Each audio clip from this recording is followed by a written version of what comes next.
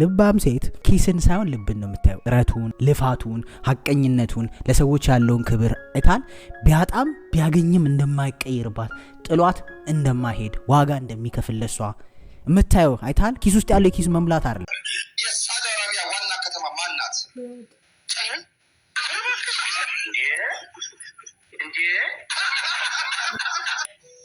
አባቴ ንጉሴ ንጉስ ቢሉ ንጉስ ያውም ሰው ያልሰጠኝ ዓለም ያላወቀክ ለእኔ ደስታ ስትል ራስን ያደከምክ ሰውነት ደክሞ ስጋ እየዛለ ጥርስ ግን ይስቃል።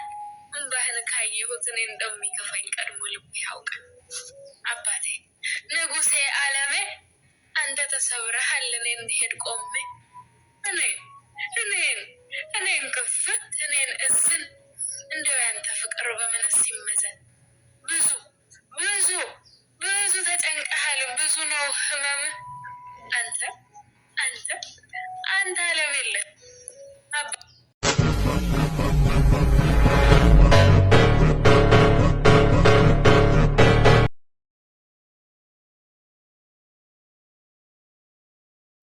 አሰላሙ አሌይኩም ወረህመቱላሂ ወበረካቱ። ሰላም እንዴት ናችሁ? ውድና የተከበራችሁ ቤተሰቦቼ እኔ ጋር አልሐምዱሊላህ። ዛሬም እንደተለመደው በአዲስ ቪዲዮ መጥቻለሁ። የኡስታዝ ምክርና ኢሳምና ኢክራም በቲክቶክ መጥተዋል። ከመካ ከኡምራ መልስ ተገናኝተዋል። እሱም ቪዲዮ እናያለን። አብራችሁን ቆዩ። በልጅነቱ ይህን ያጋጥመዋል፣ እኔ አላጋጠመኝም። አይሻ ተይው ይስገድ ታያትንኪ ይስገድ እናቱ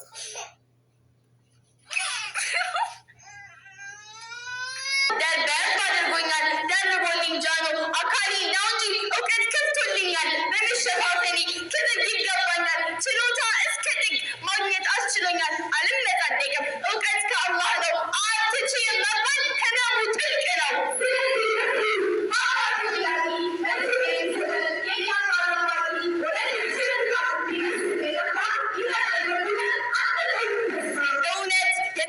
ውበት የታማኝነቱ አደራ ተቀባይ የማያድር ከንቱ እውነትን ሲናገር ያምራል አንደበቱ። የነብዩ ሱና ለመተግበር የሻ እውነትን ይናገር እስከ መጨረሻ። በዛ በፍርድ ቀን ለማግኘት መሸሻ በቂያማ ዕለት ወንጀልን ማበሻ እና ዝንባሌያቸውን በቅርበት መከታተል እንደሚገባም ገልጸዋል። Women of equality, gentlemen of integrity, house at its fullest capacity, please to receive my humble and sincere greetings. My name is Monia Liza Abdullahi. Today, I'm here to express my concern about the things that we keep hearing about the Airlines Aviation Department. We have seen so many fellow Muslim women getting their dreams taken away because of the religious discrimination. We need to change.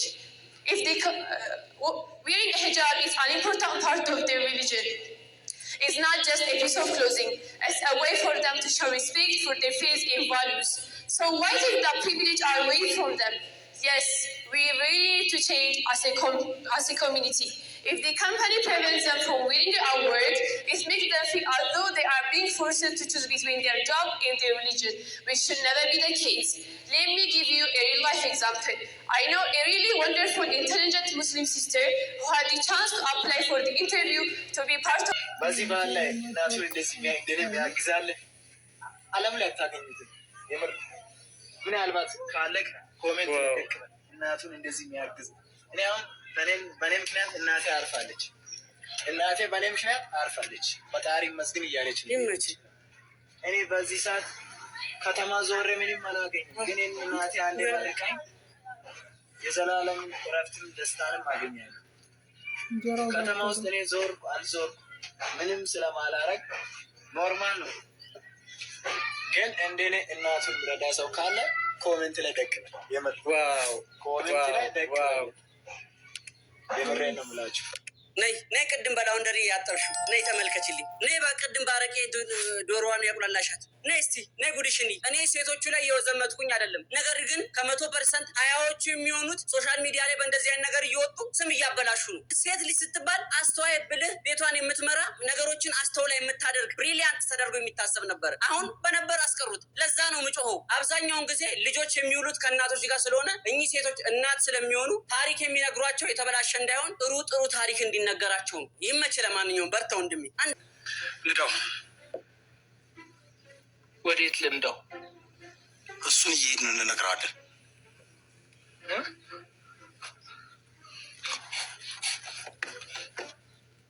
ወደኋላ ነው የምንሄደው። እናንተ መንገዱን ይሉልኝ፣ እኔ እናንተን እጠብቃለሁ። አብረን ነው የምናልቃት። ታሪክ ነው ማረጋችሁ። አንድ ሰው እንዳይጠቀኝ ነበሩ ነው ማስበላችሁ።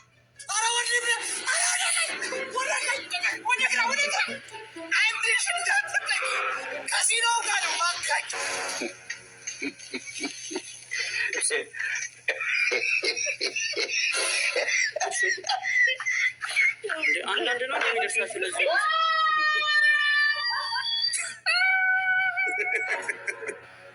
ጥብስ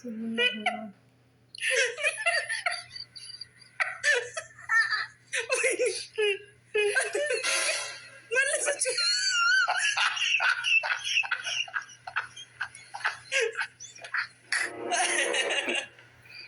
ኧረ እግዚአብሔር እንደ ቡና ኧረ ይመቻችሁ። የምር ትችላላችሁ። እግዚአብሔርን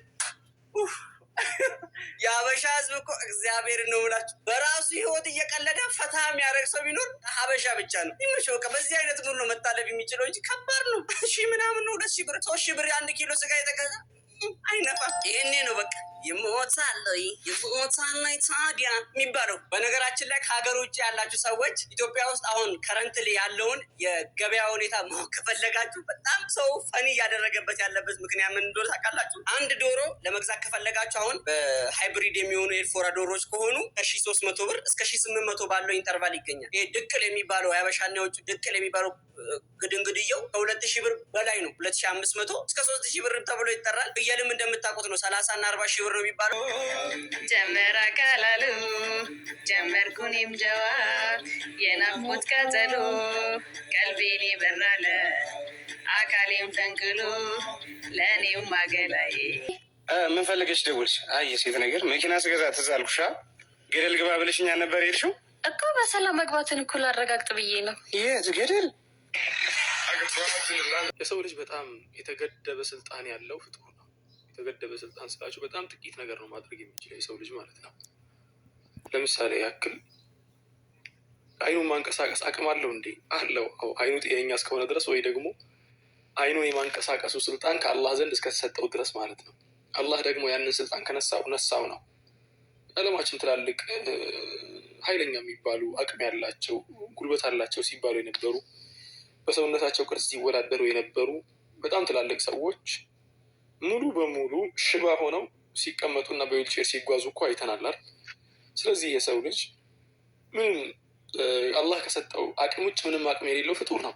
ሆኖም ግን አንዳንድ ጊዜ አላህን ስብሓነሁ ወተዓላ መተሳሰብን ሁላ ያምረዋል የሰው ልጅ እዚህ ምድር ላይ እያለ እንዲህ አምላክ ለምን እንደዚህ ያደረገ እንደዚህ ማድረግ እኮ አልነበረበትም የሚል ሀሳብ መስጠት ኮመንት ማድረግ ሁላ ያምረዋል በአላህ ውሳኔ ላይ ማለት ነው። ያ ደግሞ ትልቅ ስህተት ነው። ምክንያቱም አላህ ስብሓነሁ ወተዓላ ቁርአን ላይ ሲነግረን ላ ዩስአሉ አማ የፍዐሉ ወሁም ዩስአሉን። ታዲያ ችግር ሲገጥመን እኮ አንዳንዴ ወስዋስ ይመጣብናል። ይሄን ወስዋስ እንዴት አድርገን እናብርድ? ብዙ ሰዎች በተለይ ሞቲቬሽናል ስፒከሮች እና ላይፍ ኮች የሚባሉ ሰዎች የሆነ የተለየ አቅም ያላቸው አስመስለው እናንተን በጣም ከፍ ማድረግ ያምራቸዋል። እውነቱን እነጋገር ከተባለ ምንም አቅም የላችሁም። አንተም እኔም ሁላችንም ምንም አቅም የለንም አላህ ከሰጠን ውጭ። የሁሉም ነገር ስልጣን ወደ አላህ ተመላሽ ነው፣ አለቀ። ከዚያ በኋላ ግን አንድን ነገር በደንብ አድርገን ሁሌ ባስተዋልን ቁጥርና ያን ነገር ፊት ለፊታችን አስቀምጠን የሆነ የህይወታችን ፕሪንሲፕል ካደረግነው የሚያጋጥመን ነገር በአጠቃላይ እየቀለለን ይመጣል። ለመቀበልም ዝግጁ እንሆናለን። እሱ ምንድን ነው? ሁላችንም የአላህ ስብሐነሁ ወተዓላ ፍጡሮች ነን። የአላህ ፍጡር ከሆነ ደግሞ ንብረቱ ነን። የሆነን ንብረት እውን የሚያደርግ ሰው ወይ ደግሞ የንብረቱ ባለቤት ንብረቱ ሙሉ ስልጣኑ የሱ ከሆነ የንብረቱ ሙሉ ስልጣን የሱ ከሆነ አንድ፣ ሁለተኛ ነገር ሌላ ጠያቂ ኃይለኛ አካል ከበላዩ ከሌለበት የፈለገውን የማድረግ ሙሉ ስልጣን አለው። የፈለገው መብት አላልኳቸው፣ ስልጣን ነው እያልኩ ያለሁት። የአላህ ስብሐነሁ ወተዓላ መብት አለው አይባልም። አላህ ስልጣን አለው ነው የሚባለው። ስልጣንና መብት ይለያያል። መብት የሚሰጥ የሚነፈግ ነገር ነው። ስልጣን ብሎ ማለት ደግሞ ገደብ ያለው ሊሆን ይችላል፣ ገደብ የሌለው ሊሆን ይችላል። ገደብ ያለው ለሰው ልጅ የሚሰጠው ስልጣን ነው። ገደቡ ምንድን ነው? ከታች ያለው ሰው እስኪያምጽበት ድረስ ነው። የአላህ ደግሞ ገደብ የለሽ ስልጣን ነው። ምክንያቱም ማንም ሊያምጽበት ስለማይችል። ስለዚህ አሁን ምንድን ነው አንድ አካል ነገርኳችሁ የሆነን ነገር ባለቤትነቱ 100% ከሆነና ማንም እሱን መጠየቅ አቅሙ ከሌለው የፈለገውን ነገር ማለት እኛ በአጠቃላይ የአላህ ፍጡር ነን። ወላሁ ኸለቀኩም ወማ ተዕመሉን ነው። ሁላችንም የአላህ ፍጡር ነን። ወላ እኛ ወላ የምንሰራው ነገር ወላ አርድ ላይ ያለው ነገር በአጠቃላይ የአላህ ስብሐነሁ ወተዓላ ፍጡር ነን። ሁሉም ነገር የአላህ ፍጡር ነው። የአላህ ፍጡር ከሆነ ደግሞ የፈለገውን ነገር ቢያደርግ ማንም አይጠይቀውም ማለት ነው። ንገሯት ነፍሳችሁን ይሄን ነገር። አላህ የፈለገውን ነገር ቢያደርግ ይሄ ነገር ሐቅ ነው ሐቅ አይደለም የሚባል ነገር የለም። አላህ ዘንድ የፈለገውን የማድረግ ስልጣን አለ። እንዲሁም ራቅ ያለ እንትን ላምጣላችሁ። አላህ ስብሐነሁ ወተዓላ ሚሊየን ዓመት ተገዝተኸው ሚሊየን ዓመት ሰግደህለት አንተን እሳት የመጨመር ስልጣኑ አለው። ግን ረበል ዒዘቲ ወልጀላል አያደርገውም። ምክንያቱም ቁርአን ላይ ቃል ገብቶልናል። ቃሉን የሚያጠፋ አምላክ አይደለም። ወማ ረቡከ ቢዘላሚን ሊልዓቢድ እንዳለው ሁላ ወመን አስደቁ ሚነላሂ ቂላ ወመን አስደቁ ሚነላሂ ሐዲሳ ብሎ ነግሮናል። ስለዚህ አሁን ያለው ነገር ምንድን ነው? ያለው ነገር ወንድሞቼ እና እህቶቼ ውስጣችሁ ያለውን ነገር ውስጣችሁን ንገሩት። አንተ ያለህ ስልጣን በጣም ውስን ናት። ያቺኑ ውስን ደግሞ አላህ ሊነፍግህ ይችላል። አላህ ደግሞ ሀያሉ ከሱ በላይ ማንም አቅም የሌለው ስልጣኑ ገደብ የሌለው ያ አምላክ ነው። ከዚያ በተጨማሪ አንድ ነገር ልጨምርላችሁና ነፍሳችሁን በደንብ አድርጋችሁ የምታሳምኑበት ማለት ነው። ያ አምላክ ደግሞ ስልጣን አለው፣ ሁሉን ነገር ማድረግ ይችላል ብቻ አይደለም። ላ ዓሊሙን ሐኪም ነው። ሁሉን ነገር አዋቂ አምላክ ነው። በጣም ጥበበኛ የሆነ አምላክ ነው። ዳት ሚንስ የሆነ ባለንብረት እኮ ባለንብረት ጥበበኛ እንኳን ባይሆን የፈለገውን ነገር የማድረግ ስልጣኑ አለው ብያቸዋለሁ። ጥበብ እንኳን ባይኖረው አላህ ደግሞ የሙሉ ስልጣን ባለቤት ሆኖ ሳለ ባለሙሉ ጥበብ ነው። አስባችሁታል? ባለሙሉ ጥበብ፣ ባለሙሉ እውቀት፣ ባለሙሉ ስልጣን። እንዲህ የሚያምር ነገር የለም። ሁሉንም ነገር ሲያደርግ አይደለም በሴንቲሜትር አይደለም በሚሊሜትር በየማይክሮ ሰከንዱ በጊዜ ደረጃ ካየ ነው በየማይክሮ ሰከንዱ የሚከሰቱት ነገሮች አላህ ዘንድ ሁሉም ነገር በቀደር ነው ያለው። ሁሉም ነገር ተወስኖ ነው የተቀመጠው። ትልቋን ጀልባ አይታችኋል አይደል? ትልቋ ጀልባ ስንትና ስንት ጀልባ አይደለም። እንዲሁ ለዚህ ነገር በጣም ቀረብ የሚለው የአውሮፕላን አካል ነው። የአውሮፕላን ሰውነት እኮ አውሮፕላን የሰው ፍጡር ሆኖ ሰውነቱ በጣም በጥንቃቄ ነው የሚሰራ ይባላል። በጣም በጥንቃቄ ነው የሚሰራው። ወላ ውፍረቱ ብትሉ፣ ቅጥነቱ ብትሉ፣ ክብደቱ ብትሉ ሁሉ ነገር በጥንቃቄ ነው የሚሰራው። የአላህ ረብል ዒዘቲ ወልጀላል ውሳኔ ደግሞ በጣም ጥንቁቅ ከመሆኑ የተነሳ የዛፍ ቅጠል ከዛፍ ላይ ሲወርድ ምን ያክል እንደተንቀሳቀሰ አላህ ስብሐነሁ ወተዓላ የሚያውቀውና በደንብ አድርጎ በጥንቃቄ የፈጠረው አምላክ ነው። ስለዚህ ይህን ያክል ጥበበኛ የሆነ አምላክ አለ። ሁሉን አዋቂ የሆነ አምላክ አለ። ሁሉን ቻይና ባለሙሉ ስልጣን የሆነ አምላክ አለን። የሚከሰተው ነገር አያሳስበን፣ በአላህ እጅ ነው ያለው። እንዲሁም እንዲህ ያለ ነገር ከተሟላ እኮ በቃ ለሚፈጠረው ነገር በአጠቃላይ አልሐምዱሊላህ ማለት ነው። ልጃችን ሞተብን፣ አልሐምዱሊላህ። እኛው ራሳችን ጉዳት ደረሰብን፣ አልሐምዱሊላህ። አላህ ግን በላ ይጠብቀን። በላ ሲከሰት ግን ቶሎ ብለን አልሐምዱሊላህ ማለትን እንልመድ። የአካላችን አንዱ ፓርት እናደርገው አልሐምዱሊላህ የሚለውን ነገር ለማለት ነው። ነፍሶቻችሁ መፈንጨት ምናምን ካሰኛት ልክ ልኳን ንገሯትና ቁጭ በይ። የፈጠረሽ ባለሙሉ ስልጣን፣ ባለሙሉ ጥበብ፣ ባለሙሉ እውቀት የሆነው አላህ ረብል ዒዘቲ ወልጀላል ነው። የፈለገውን ነገር የማድረግ ሙሉ ስልጣን አለው። እንዲሁ አሁን ያደረገሽን አይደለም ሌላም ቢጨምርብሽ ጸጥ ረጭ ነው። ዳሲ ያን ውስጣችን ማሳመን አለብን ለማለት ነው። ሰላሙ አለይኩም ወራህመቱላሂ እንላለን። ምንም ችግር የለም። አማርኛ ሁለተኛ ቋንቋ ነው። አብሽሮ ኢንሻአላህ። ከኡስታዝ ነጂብ እና ከኡስታዝ ሳዲቅ ይበልጣሉ። እነሱ ኦሮሞኛ ምንም አይችሉም። ወረሕመቱላሂ ወበረካቱ።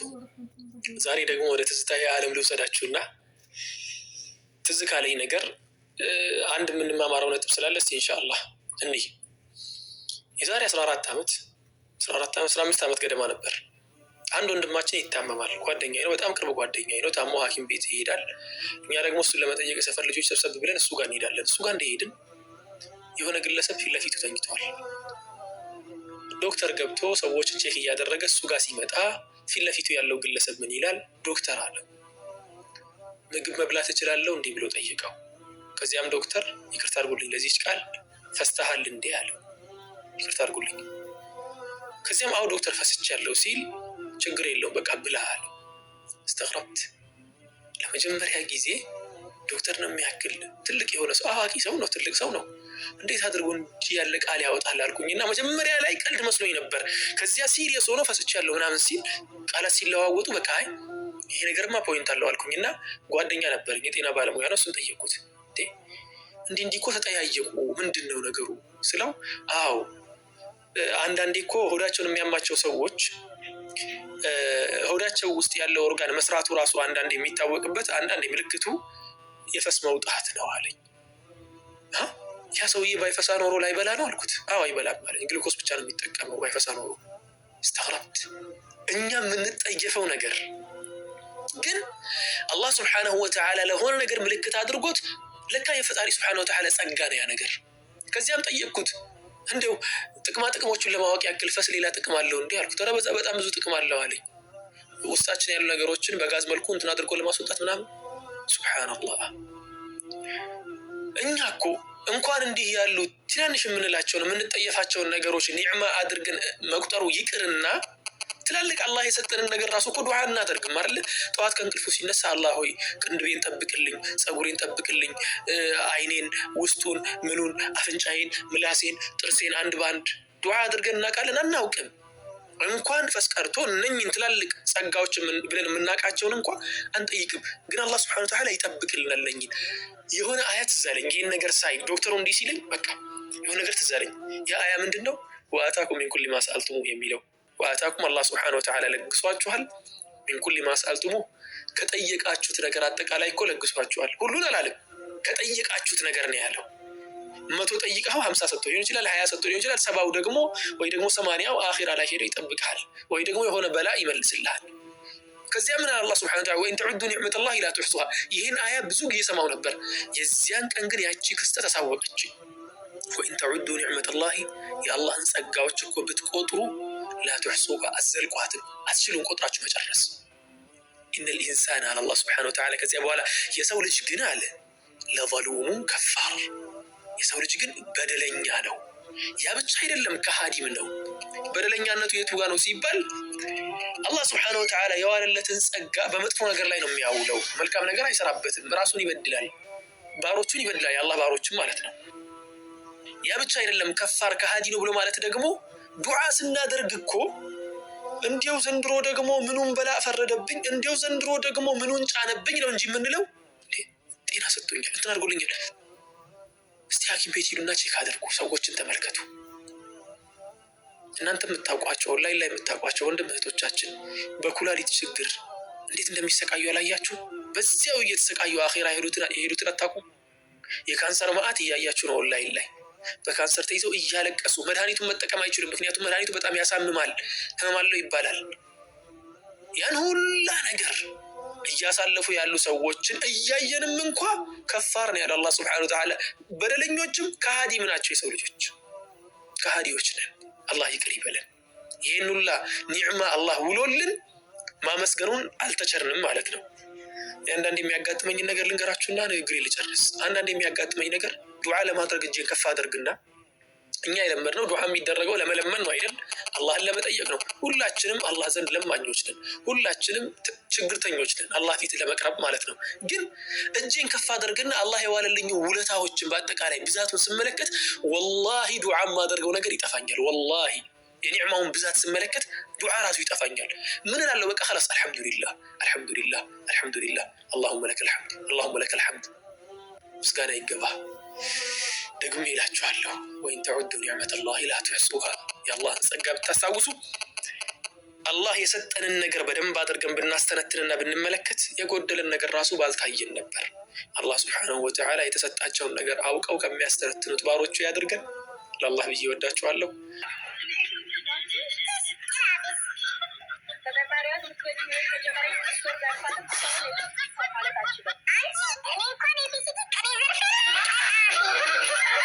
ተጠርጣሪዋ ህፃን ብትመስሉ ውስጧ የ60 ዓመት አሮጊት አሉ።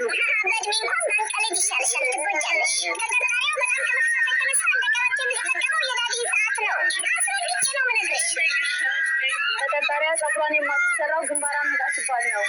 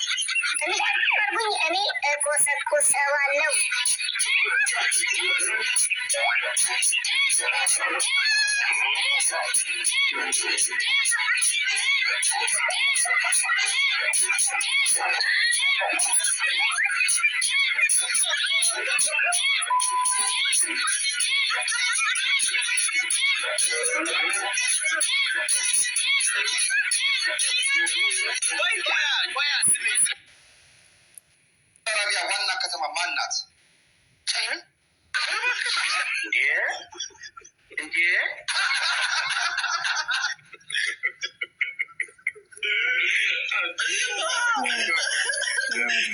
ደስ ለቤት ደግሞ አዲስ ከሆናችሁ ሰብስክራይብ አድርጉኝ። ቻው